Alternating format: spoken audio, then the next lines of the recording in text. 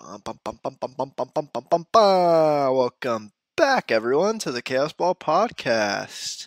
Yeah, that's right. Bet you didn't expect that intro. Gotta keep you all on your toes. Threw you a curveball.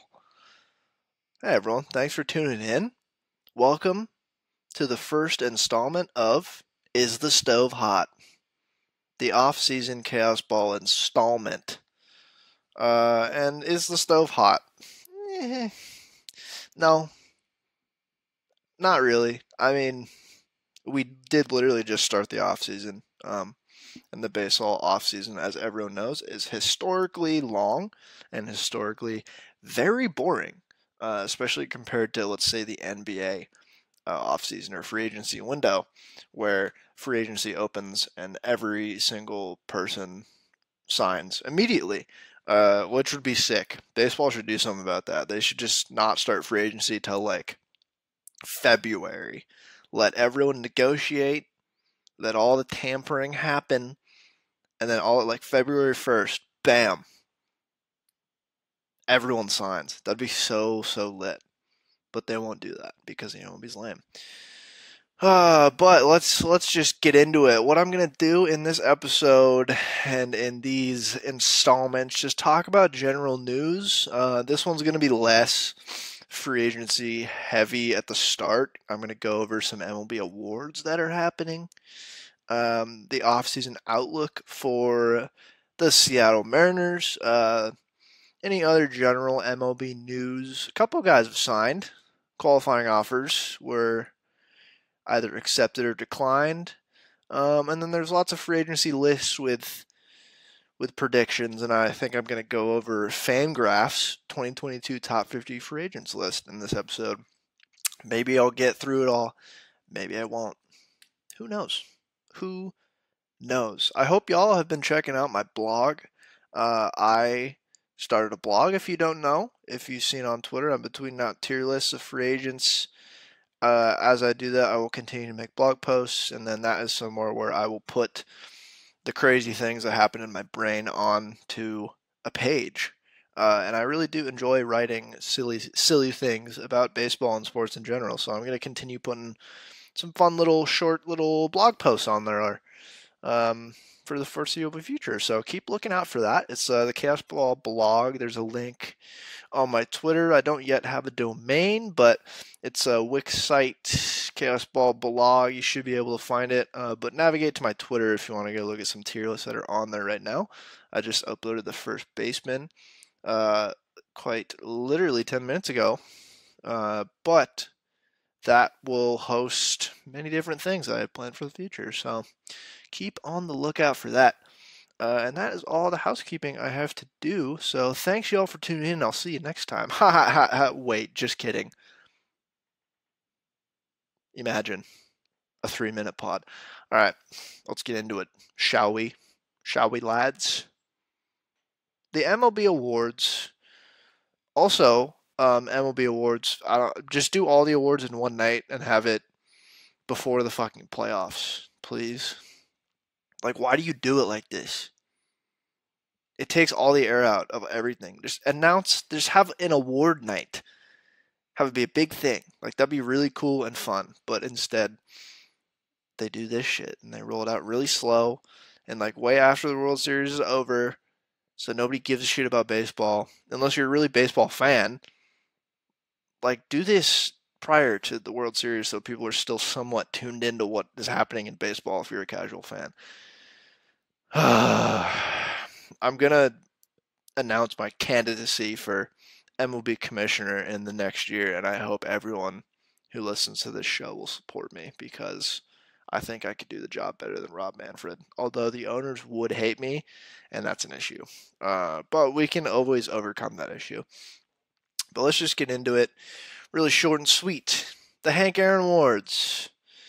Paul Goldschmidt was crowned the NL Hank Aaron Award. Congratulations to Paul Goldschmidt. Absolutely raked at the plate. And then, no surprise, Aaron Judge won the AL Hank Aaron Award. So, not surprising. Either of these won. Fantastic years for both. The Roberto Clemente Award, Justin Turner was named the winner. of this award. Shout out to Justin Turner. I know he does a lot of really, really good work in LA and is just generally a very nice guy. Free agent this offseason, so you want some good vibes to your clubhouse. Justin Turner is available. And I believe I tier Justin Turner as an A-tier player. So think about that, huh? The Rookie of the Year awards. Our man, Julio Rodriguez has won, folks. Felt like he was a shoo-in for this award. Felt like the narrative was very much, it was his. He did lead all rookies in home runs. Both Baseball Reference and Fangraphs WAR, although I think him and Adley were tied in Fangraphs WAR, if I remember correctly. He led rookies in OPS, WRC plus, and total bases. He joined Mike Trout as the only players in the AL or NL history with at least 25 home runs, 25 stolen bases, and an 800 OPS in their rookie season. All-time rookie year from our man Julio. Like I said, the narrative is very much this award was his to lose, and he got all but one first place vote, except for one writer who suspiciously writes for the Blue Jays, voted for Adley. His reasoning was valid. I tweeted about it. I honestly am somewhat surprised that Adley didn't get a couple more first place votes. I mean, I think if he played the whole year, he might have won the award. He had a fantastic year, and I generally do agree with what that one writer was saying his reasoning for. Is because the amount of work he did with the pitching staff and elevating the pitching staff is something that's hard to quantify into a stat. And he's just a rookie catcher who put up really good offensive numbers, but also, again, worked really well with the pitching staff and the defense and everything. And that's pretty astounding. You don't really see rookie catchers do that too often. So Adley's really special, but I'm glad Julio won the award. It's one more thing to knock off the list in his illustrious one-year career already. And like I tweeted, MVP up next. MVP is up next for my man. I think that's what he's got his sights set for, obviously, and I think he'll be on the MVP ballot. I think they vote for 10 guys or 10, I think, and he'll get some votes in there for sure. I think, because he got a Silver Slugger award as well in the outfield, which is sick. And Kevin Pillar got a 10th place MVP vote once. So anything's really possible, The NL Rookie of the Year, Michael Harris, the second, junior, the second, interesting, has won that award over his teammate Spencer Strider, who I don't know who I would have voted for. Both had fantastic years. I think they gave it to Harris because he plays a premium position in center field. He had a fantastic year at the plate, great year on the bases, great year in the field as well. He played a lot of games, and I think Strider, if he threw more innings, I think they maybe would have given it to him because he had a fantastic year as well. Maybe I vote for Strider because his huge legs and his mustache. But Michael Harris, also a really cool dude. So not really upset at the winner of that, and it's not really super surprising. So congratulations to him and the Braves, who have the 1 and 2 guys in the Rookie of the Year voting. And then the Manager of the Year awards were just announced tonight. Buck Showalter was just announced as the NL winner, which is very well deserved. I honestly think it should be Dave Roberts. They won like 113 games or something like that, and it's a regular season award.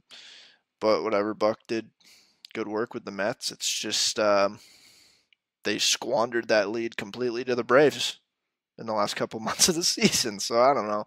Even Snitker, I think, should have won over him. Who cares? Manager of the Year is just honestly kind of a pointless award. I don't think anyone ever knows the basis of what they're voting on. Like, is it who did the best with what they had? Who was just the best manager? How can you even quantify who the best manager was? And that's my segue into Tito Francona getting announced as the AL Manager of the Year. I didn't think Scott would win. I wanted him to win because it'd be cool, but I didn't think so because if I had a vote, bias, I would vote for Scott because I love him and he's Seattle's dad. But if I was trying to be an impartial baseball writer, I probably would have voted for Francona or Hyde over Scott because Scott probably exceeded expectations a little bit, but the the narrative coming into the season was that the Mariners were probably going to be a playoff team. Like they were vying for the wild card. Either they were going to make the wild card and go to the playoffs like we did, or like contend for it. And that's exactly what we did. And it's something to be said. Like winning that many close games. I think Scott's a great manager, especially a great man manager. But like the Guardians and the Orioles both completely outplayed their projections this year, and the managing definitely went a long way into doing that. And I don't think anyone will debate you when you say Terry Francona is a really, really good manager. He's proved it for how many years now. So, whatever. Scott's the manager of the year in my heart. So, that's the awards so far. The MVP awards, who I think the writers will choose for AL MVP is Aaron Judge. I think I'd vote for Aaron Judge. The narrative's Aaron Judge. One of the greatest offensive seasons ever. Especially one of the best offensive season we've ever seen since Barry Bonds. And he plays plus defense in the outfield, which is astounding. Jordan had a great year. Honestly, I think Altuve had a better year than him, but whatever. Shohei Ohtani also will probably take second and get some first place votes. I think you can certainly make a case for Shohei being the MVP, considering he was elite at hitting and batting, which provided value to a team that was terrible. I don't really care about the wins of a team for MVP in baseball, but I give it to Aaron Judge. He deserves it. He had a decent year, it was all right. National League MVP. This one's a spicy one because Paul Goldschmidt was the shoe-in for, 75% of the season. Then he slumped a little bit at the end of the year. Nolan Arenado caught up to him. Manny Machado caught up to him a little bit. I think this is comfortably a Cardinals award. I think Manny Machado will have a very admirable third place, and he had a great year.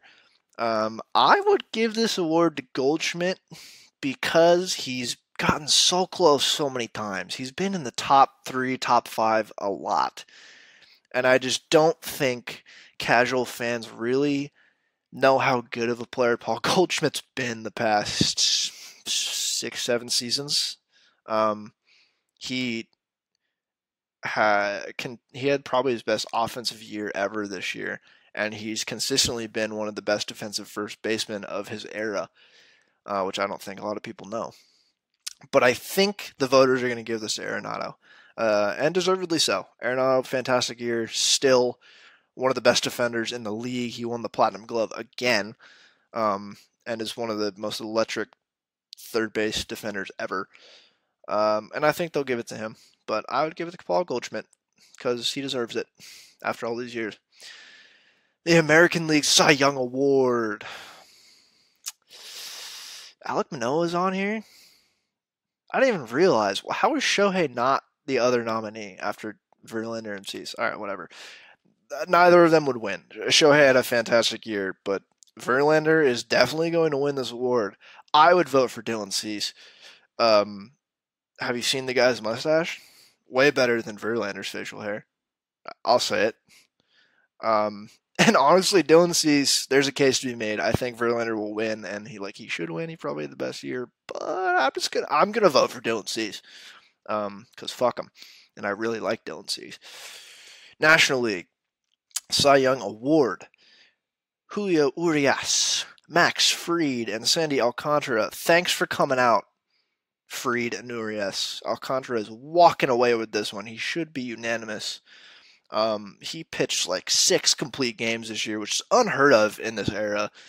I think he had over 200 innings, over 200 strikeouts. He was freaking absurd and really, really fun to watch. Probably the pitcher I had the most fun watching this year because he throws a 100-mile-an-hour sinker with crazy movement and a 93-mile-an-hour changeup. It's pretty demon-like watching him pitch, and I would love to stand at the plate and just have him throw the pitches at me just to see what they look like, because it would, I don't know. I think you take Sandy Alcantara, and you can apply this to a lot of guys now with the movement and velocity. You take him, you plop him in the 1930s in baseball, and they will put him in jail. They will arrest him on the spot. They'll see one pitch and be like, nope, nope, nope, get out, straight to jail. But he'll walk away with that award, and deservedly so. That's very cool for him.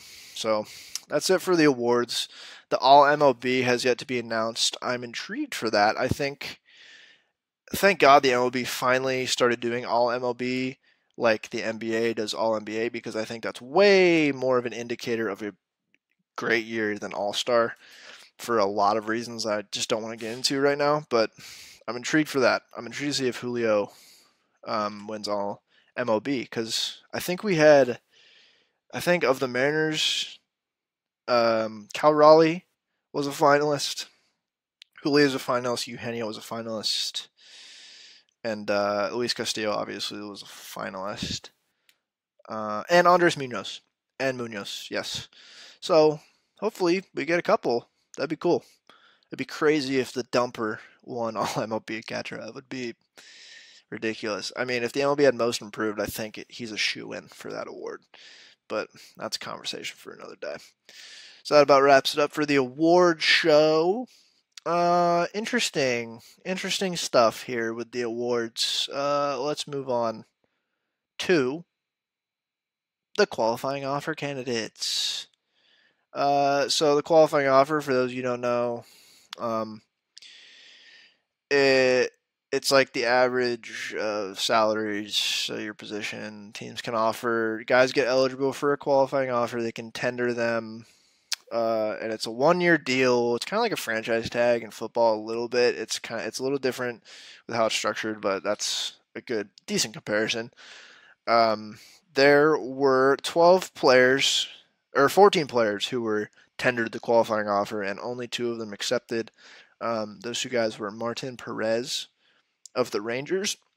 He had a fantastic year this year, and I was really hoping he'd hit the market and the Mariners would try to sign him, but he's going back to the Rangers. And then the Giants outfielder Jock Peterson has accepted the qualifying offer as well. And they were the only ones to accept that. And the offer is 1 year, $19.65 million for 2023. And so if you don't accept the qualifying offer, they just hit free agency. So, and those who don't accept, when or if, usually all of them get signed, but when they get signed by another team, that old team who they deny the qualifying offer from receives a draft pick in compensation, and it comes in the form of a compensatory draft pick, which happens a couple times throughout the MLB draft. And it can be a higher compensatory draft pick if you're in the luxury tax or if you're not in the luxury tax. I'm not going to talk about the draft right now or that structure of picks because it's confusing as hell. Like, I understand it generally, and I could probably write it out and talk about it, but I'm not going to talk about it right now because you can get yourself in a loop of confusion doing that. So the 12 guys who declined the qualifying offer come with no surprise: Dansby Swanson, Wilson Contreras, Trey Turner, Carlos Rodon, Chris Bassett, Jacob deGrom, Brandon Nimmo, Xander Bogaerts, and Nathan Eovaldi. Oh, and I don't know if you've heard of him, but Aaron Judge, he also declined. Oh yeah, and Tyler Anderson and Anthony Rizzo also declined their qualifying offers, but then just got signed today, which I was going to talk about, but that leads me perfectly into the segue. Tyler Anderson signs with the Angels, 3 years, $39 million, which, great signing for the Angels.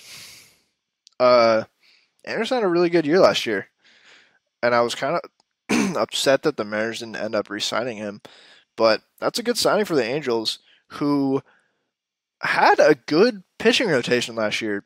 Like, the Angels starters were like top, like 6th or 7th, I think, in starter ERA last year, which obviously isn't the only stat you should look at, but they drastically improved their pitching last year than over the couple of years. Shohei's a huge part of that, but now Tyler Anderson in the rotation, Like, clearly they're trying to win, but they're a clown organization who will not, and they'll waste the primes of two of the greatest players we've ever seen in this generation. So I don't have any more to say about that.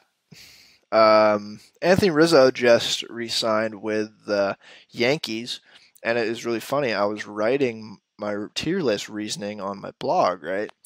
And I was like, "Oh, Anthony Rizzo, great year. He needs to get paid because he hasn't gotten paid very much in his career, only like 75 million, but he's played 11 years and a great career. Like that's not very much money."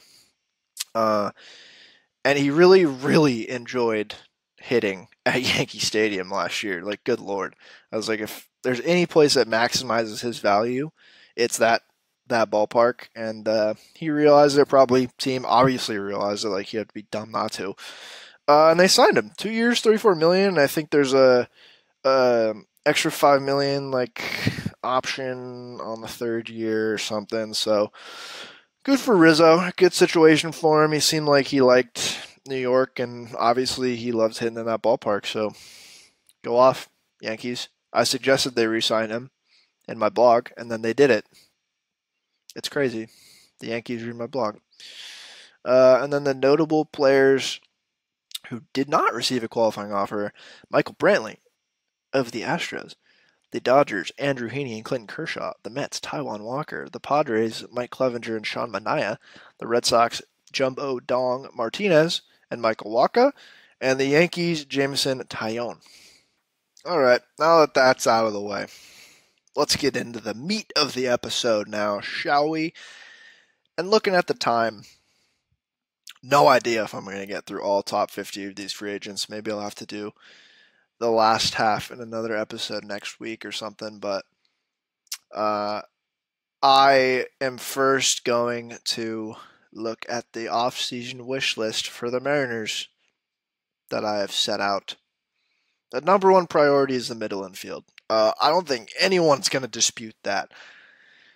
The middle infield is... They didn't fully address it last year, and I was kind of mad. And I don't care if they tried. You try and fail, it's the same as not trying. Like, come on, dude. You traded for Adam Frazier and started him at second base. That was your first problem. So middle infield. And it's great that there are 4 very good shortstops and some other decent middle infield guys that they could end up signing. I'm sure the Mariners will be in on all of the top shortstops. They'd be dumb not to. They have to land one of them, man. They have to land one of them. And who do I think it's going to be? It's going to be Xander Bogaerts. I think it's going to be Xander or Dansby. But I think Dansby stays with the Braves, to be honest with you. And the reason I think it's going to be Xander, I don't think he's going to re-sign with the Red Sox the way they treated him this year. And I think Trey Turner has talked about wanting to stay on the East Coast, that time zone, because I think he lives in Florida and has kids, if I'm not mistaken. So I think he wants to stay over there for that reason. So I think he's going to sign with the Phillies. And I think Carlos Correa is wanting to sign with a big market team and stay over there on the East Coast as well. And that's just a hunch. There's nothing that I know. And it'd be awesome if we signed Carlos Correa. And I think they should definitely try. But my prediction is he signs with the Yankees. So that leaves Xander and Dansby. I think Dansby signs with the Braves. I think we should throw the kitchen sink at Xander Bogaerts, man. He's been criminally underrated for 5 years now. One of the best hitters in baseball with good defense at a premium position. And even if you really are sticking with JP at short, you can put him at second. I just... Dipoto came out and said JP is our shortstop. And I like JP. JP's fine. JP's a fine player. And we re-signed him to a long-term deal, and it's pretty team-friendly in terms of money. And I mean, he's the heart and soul of our team. I'm not saying get rid of JP. I'm saying maybe move him to second and have Xander play short. Maybe sign a couple middle infielders and JP doesn't have to start every day. I don't know. But Xander should be the number one guy on this list, man. Xander's really good. And I would be I would be so excited if we signed Xander Bogaerts, dude. He'd fit on this team so well too, because he's certified very cool. So I think it'd be a perfect signing. That's the number one man on my wish list. I think Colton Wong would be a fine signing as well. I mean, I tiered the second baseman. There's a couple different options for us to look into there. But obviously the first priority will be those shortstops, and it might be like the Luis Castillo thing at the deadline, where Jerry kind of set the market for pitchers at the deadline. The first guy who signs is going to set the market, and I know I'll go into it later on Fangraphs. But they have projections of the contracts, and all these guys are getting 30 million a year plus probably. The years and the structure is where I don't know what's going to happen. And the first guy who signs will probably set the tone for the next three of the four main boys who are signing. Because after that, it's like after that's like you have Jose Iglesias, Eledimus Diaz, Elvis Andrews, Ehir Adrianza. Like it gets a little ugly after that. So you go for those first guys. And I would love if the Mariners try to sign if they sign Trey Turner. I just don't think he's coming to the West Coast. I just think he wants to be closer to Florida where he lives. So that's my middle infield wish list. I don't know what's gonna happen, man.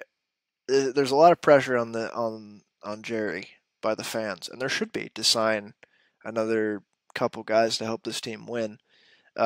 Gene Segura is available for second base. Colton Wong, I mean, Adam Frazier's out there again if they want to re-sign him. I wouldn't be averse to re-signing Adam Frazier. You just can't do what you did this year. He has to be a utility guy. He can't be your everyday second baseman if you want to be a serious winning franchise. But I wouldn't hate Colton Wong or Gene Segura there. Donovan Solano, Cesar Hernandez, these guys are decent, but I would say those are more bench depth fellas. And then there's a lot of potential trades that could be made as well. Like Jerry doesn't have to completely give up if he doesn't get one of those top shortstops. There's lots of trades to happen. And the Mariners, apparently, according to John Morosi, it came out today, they're open to trading with multiple teams, which isn't surprising. Jerry calls every team probing for a trade every single day, probably. He has a problem. He has a problem with trades. He's like, well, if he doesn't do a trade in a couple weeks, he's going to be itching like an addict. But he's open to move Jesse Winker and either Chris Flexen or Marco Gonzalez in a trade. So that's interesting. We'll see what happens with that. Maybe if there's no trade to be made by the next podcast, I'll have to look at some of the guys you could trade for. One of them being Brian Reynolds. I know the Pirates said they didn't want to trade Brian Reynolds, but Jerry comes at him with a good enough offer. Bada bing, bada boom. Brian Reynolds is a Mariner. That would be beautiful. But I don't know if that'll happen. Let's move on to number 2 in my offseason wish list. And no, it's not corner outfield. That's number 3. Number 2 is a lefty bullpen arm. We need it, man. Matthew Boyd is good. Listen, I like Matthew Boyd. But going into last year, with the only really lefty arm in your bullpen is Anthony Mischowitz, was inadvisable, to say the least. And, I mean, you have Eric Swanson, who is a really good pitcher against lefties, even though he's a right-handed pitcher. They need another guy. And the guy I wanted them to trade for at the deadline, instead they got Matty Boyd, which again, not mad, but is Andrew Chafin. Same team as Matty Boyd, the Tigers. Andrew Chafin, I think will move this offseason. And I want the Mariners to trade for him. I tweeted that Brooks Raley of the Rays is a future Mariner. That doesn't seem like it's come to fruition. It seems like the Rays are holding on to him, but anyone on that Rays team could be traded to the Mariners at a moment's notice, and vice versa, because the Rays are like that consistent dealer for Jerry. You know, he can always hit them up, and they're always available. They always have deals for him. And it's like, oh man, I haven't made a deal in a while. Better make a trade with the Rays. Just trying to get in the mind of Jerry Dipoto, but that's how that works. Lefty bullpen arms, man. I mean, there are a lot of pitchers available, a lot of relief pitchers available. Stay away from Aroldis Chapman, please. But like Taylor Rogers is a free agent. I think Brad Hand is hit free agency. There's a couple more guys that you could trade for, try to sign. Like, I don't know. They know they have to strengthen their bullpen a little bit. I would say one lefty arm would really do the trick, especially if they re-sign Casey Sadler, which they should do. But we'll see what happens with that, because they need another lefty man out there. They just do. The next item on the wish list is corner outfield. And I think the number one priority for the Mariners and corner outfield should be Brandon Nimmo. I think a lot of people have us predicted to sign Brandon Nimmo. I think he's a very good player. I think he would fit the team really well, and I think he'd be a very solid signing. It just makes a lot of sense, the signing. I think that's why a lot of people have predicted that. But they got to go out and do it. So let's do that. That's the number one guy. I have no one else on the list. There are other guys available, but as of right now, Brandon Nimmo. Okay, Brandon Nimmo. And then number 4 on the wish list is another starter, back end starter. I had Tyler Anderson written down on here. He just signed, so no. I think rolling with Marco or Flexen is fine. If they sort out middle infield and the bullpen and the outfield and all the 3 things I just said, if they sort out those, I'm fine with them not getting another starter. There's always a starter at the deadline that can be moved. I think the 4 starters right now is a top 10 rotation to start next year. Like Luis Castillo, Logan Gilbert, George Kirby, Robbie Ray. And I think Flexen Marco, or even a bullpen game, is fine at the 5 as of right now. It shouldn't be their top priority. It should be something they look to address with free agency, because you can get a starter who, like Taijuan Walker. I had Taijuan Walker written down. That'd be really fun if they re-signed Taijuan Walker. Like Nate Eovaldi, they could go after. Noah Syndergaard had. I mean, those are both guys who struggle with injury, but I hope Jerry just says fuck it and signs Carlos Rodon, and we just have a dynamite rotation. Like, that'd be hype. James Paxton is available. Like Sean Manaea, Chris Bassett, Andrew Heaney, Corey Kluber. Like, there's a lot of pitchers, so I think they will end up signing one. Wade Miley had a decent year last year, which is fun. Michael Lorenzen, Jameson Taillon, Mike Clevenger, Zach Eflin. Oh yeah, Matty Boyd's a free agent now. I do think they should re-sign Matt Boyd. I wanted Martin Perez, but unfortunately, he's accepted the qualifying offer. What I think they'll do is Taijuan Walker, and I would be in full support of Taijuan Walker being our 5th starter. But we'll see what happens with that. I'm fine rolling with Flexen or Marco. I know fans hate Marco, but he's, as a number 5 starter, he's fine. He ate so many innings last year, it's almost worth it. Just bring him back. And he's got that bulldog in him. Go Zags. All right. Well, let's just get into it. Let's get into the top 50 free agents. Let's see what Fangraphs has to say. Who the top 50 free agents are this season. It looks like number 1 is... Oh, hold on. That was the 2022 list. I was like, how do they have Marcus Semien up there? Okay. I'm not going to edit that out because I don't want to. The number 1 free agent they have this season. Oh, get out of here. It's Aaron Judge. Lame. Do they even know Mike Ford's a free agent this year? Aaron Judge? He's 31. That's old.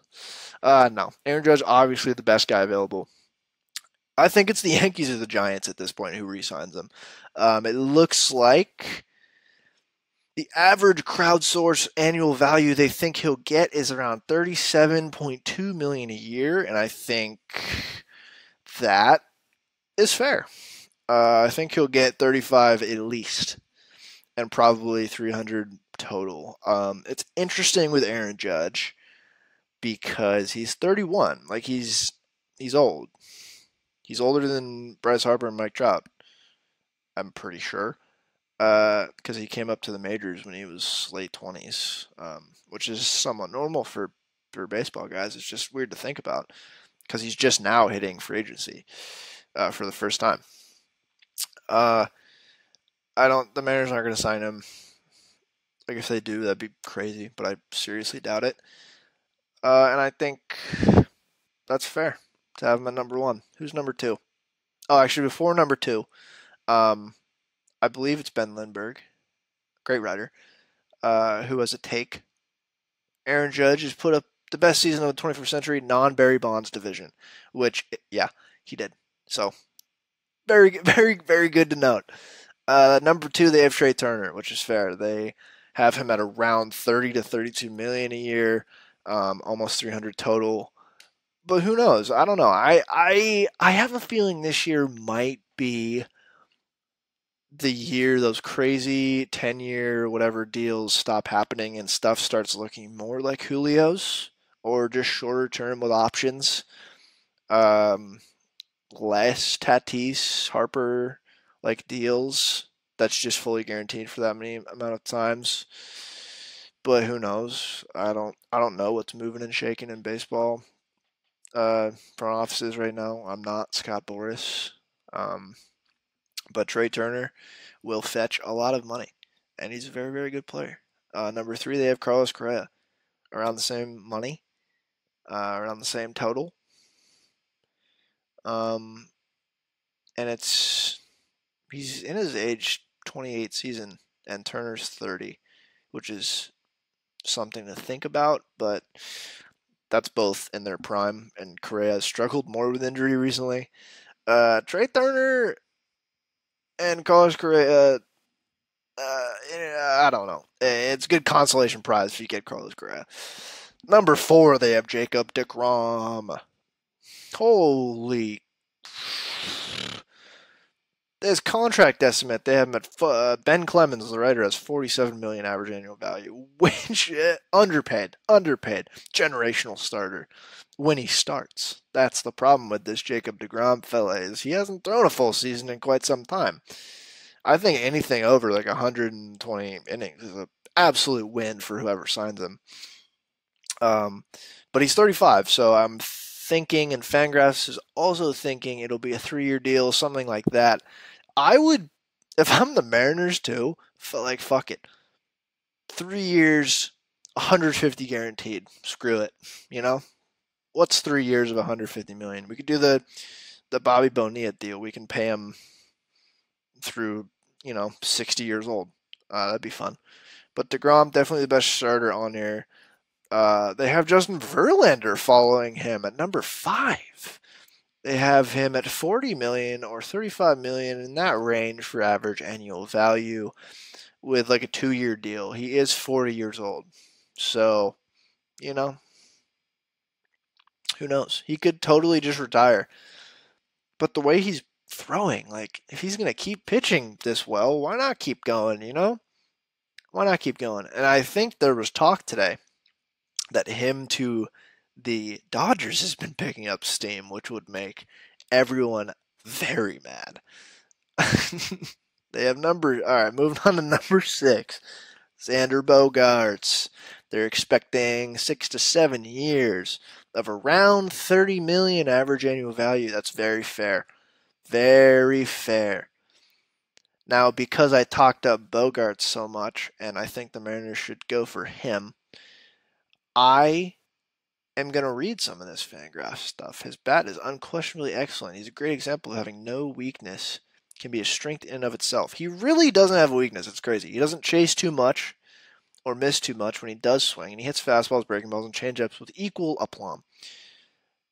Put it all together, and you get a bat that's been 30% better than average, more or less, in the past 5 seasons. He really has been underratedly one of the best guys. Opinions vary on whether Bogaerts can, in fact, play shortstop. He's a bat-first guy, and a move to third base is likely forthcoming, but he doesn't have a huge throwing arm, so he might be below average there.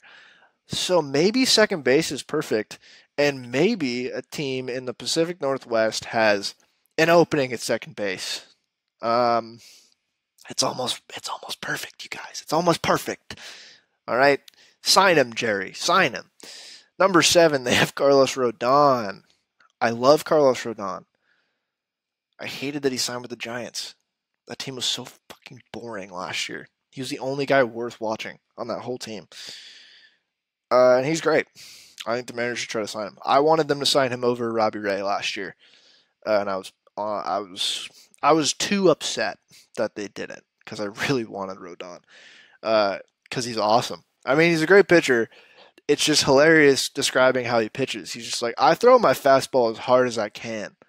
I don't know where it's going. It's like, that's respect. That's a Randy Johnson type beat right there. Mariners should try to sign him. I don't think they will, but they should try. I think it's. I don't know if the Giants will try to re-sign him. I think they probably will try. I just don't think he's going to choose to re-sign there, to be honest. But let's move on. Number 8, they have Dansby Swanson. Dansby Swanson, great year last year. In my blog post about my shortstop tier list, I had Dansby at A tier, and the only guy in A tier. And the other 3 shortstops in S tier. And I think he had an S tier season last year, to be honest. One of the best defensive shortstops in the league last year, and he's been a good defender there. So I have no doubt that his defense will continue to be really good, and that's very, very valuable to have at a shortstop position. I just am not buying the offense last year. It was his best offensive season by a long shot in his career. And if that's the production he's going to have the rest of his prime, like he's 29 for another 4 years, like that is crazy how good he could be. I'm not buying it. I think he's a good offensive player. I think he's an above average offensive player, and I think he will continue to be an above average offensive player. I don't see that type of production happening again. That being said, I wouldn't be mad if the Mariners signed him. And he's a really, really good player. I think he goes back to the Braves. Fangraphs is predicting around $24 million average annual value over 6 years. And yeah, I mean, he's a good player. I'm just not buying it. I'm not buying the offense, man. Number 9, they got Brandon Nimmo, future Mariner. Brandon Nimmo, they have him at around $22 million average annual value, 5 years. That's about what I expected. My knee-jerk reaction to him hitting the market was the Mariners should throw like $120 million over 5 or 6 years at him. So that seems about right. I think he's a good player. Very, very solid guy. The only issue is in his career has been availability. Like, he's been hurt. Let's see if they include it in here somewhere. I'm sure they do. Fangraphs writers know more about these players than I do. His performance merits a contract that at least approaches 9 figures, but teams can't ignore the fact that 2022 is only the second time he played at least 100 games in the majors. So, I mean, he played like almost the full 2020 season, but that was like 60 games or whatever. But he played 151 this year with a little wrist injury. And it didn't show that his production didn't show that his wrist injury really impeded him from being the player that he's been when he's played. So, maybe it's encouraging. But, I mean, as he ages, he's not going to get healthier, so that's always one to watch out for. But, I mean, I think he's the best outfielder not named Judge in this class of free agents. And the Mariners would be stupid to not throw more money at him. Now, number 11 on this list. Who is this? Clayton Kershaw? says he's 35. He's old. I don't care about him. Um, I I don't see him leaving the Dodgers, man. I mean, I think he'll just re-sign for good money for like 1 or 2 years.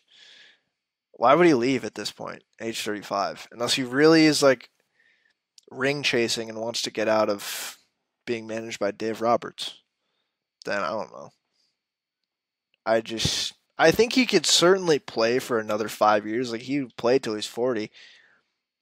Um, I just don't know why he'd want to leave the Dodgers. I think he'll just return. Moving on to the number 12th player on this list. I'm just going to do the top 15. I'm just realizing I do not have time to do all 50 right now, but I will look into that later. Number 12 is an A-tier first baseman, according to me, Jose Abreu. Jose Abreu. They're expecting 16 to 18 million, it looks like, over 2 to 3 years.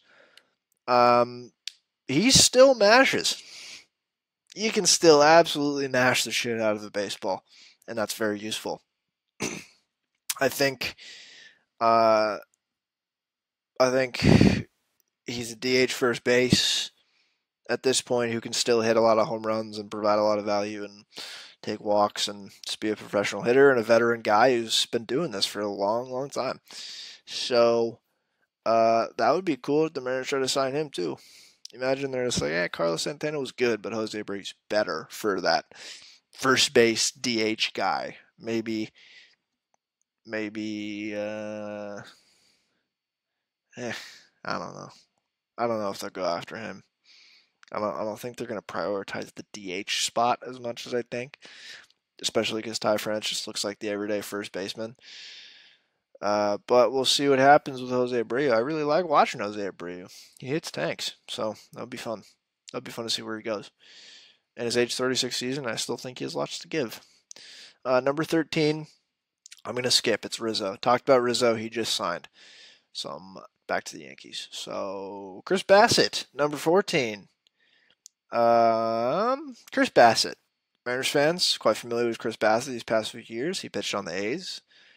I haven't looked up if this is true, but I feel like he pitches really well against the Mariners. You know, it'd be cool if he was on the Mariners, so he couldn't pitch well against the Mariners. Ever think about that? Huh? No, Chris Bassett is a good player. I think the Mets should really try to re-sign him. But he's always kind of been one of those guys, very talented, very injury prone.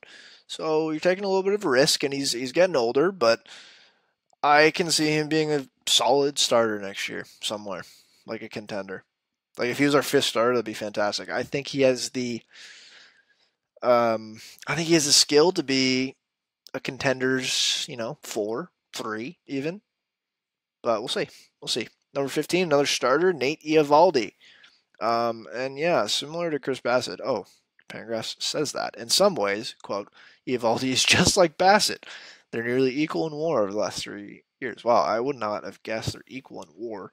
But I don't know. They're injury-prone guys who have a lot of skill. And Nate Eovaldi, like Chris Bassett, getting older. They're both 34. Eovaldi's 33. But still good pitchers. Guys who will get around $15 million in average annual value. Probably a shorter term contract because they're older, but good starting pitchers. Last guy I'm going to do, it's Tyler Anderson. Okay, I won't finish with Tyler Anderson. He just signed with the Angels. Oh, Andrew Benintendi is their number 17 guy on this list, huh? Interesting. They're predicting around $14 million over 4 years for Andrew Benintendi. I mean, I would like the Mariners to try to sign Andrew Benintendi as well. I mean, he'd be a fine corner outfielder. I think he's average, which is fine. I think he's slightly above average offensively because he has expressed that he can get on base at a slightly above average clip and has a little bit of pop. Defensively, I don't think his defense is great, but also it's corner outfield, so he'll probably be serviceable and an upgrade in left to right. Probably an upgrade in left for us, comparing him to a certain man who played left field for us last year, who I will not name, who likes pizza. But I wouldn't hate the Mariners trying to go after him. Oh, I just saw the next player. I'm going to finish with him. Kodai Senga, which, if you haven't heard his name the past few weeks, he's been a hot commodity. He's 30. He's a starting pitcher. They're thinking he's going to get around 15 million average over 4 years, and he is just looks like a very solid pitcher from Japan. Let's just read what Ben has to say about him. He boasts 4 pitches, including a wipeout, splitter, and a fastball that touches upper 90s. I went the other day and watched him throw his splitter, and boy, is it...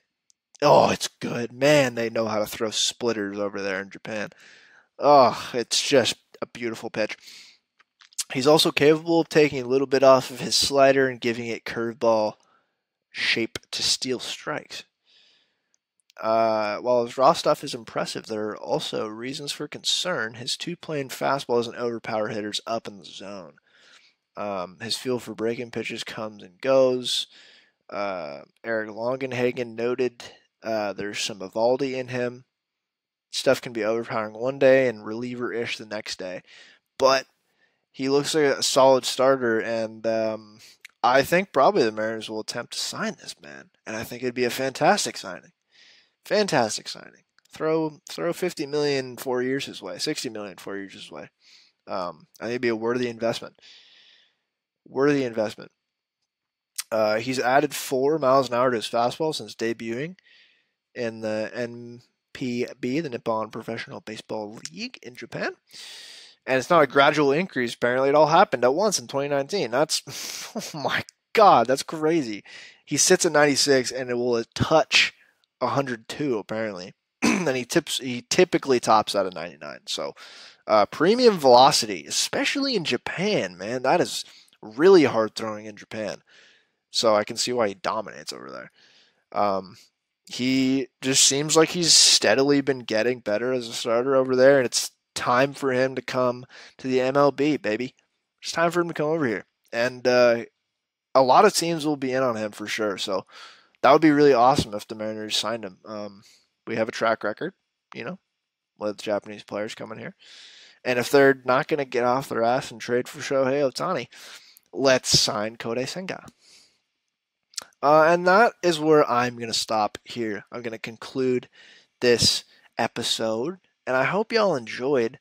Keep an eye out on my Twitter or blog for more blog posts and some fun stuff I have going on the blog. Keep an eye out for more podcasts. I will continue the Is the Stove Hot series throughout the entire off season.